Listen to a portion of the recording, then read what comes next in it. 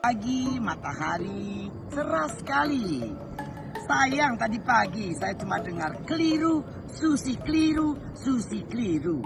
Hah, Susi keliru apanya? Saya sekarang ada di pantai kok, lagi padeling kok. Keliru apanya, Bo?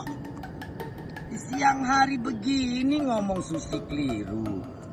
Dulu, waktu saya masih menjabat, saya sudah bilang siapa yang berkeberatan dengan kebijakan saya, bisa petunkan saya. Saya waktu itu karena pejabat negara punya pengacara, yaitu Bapak Jaksa Agung. Tapi tidak ada yang metunkan. Oh ada satu orang yang menuntut saya 1 triliun satu perusahaan.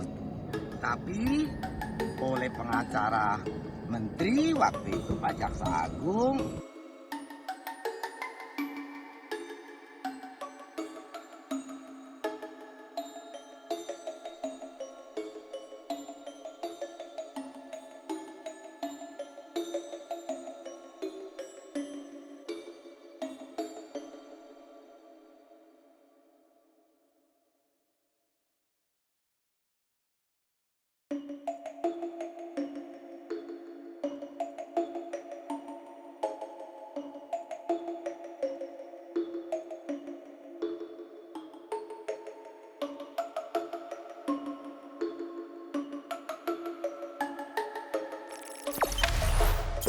Jangan lupa subscribe, share, komen, dan like ya.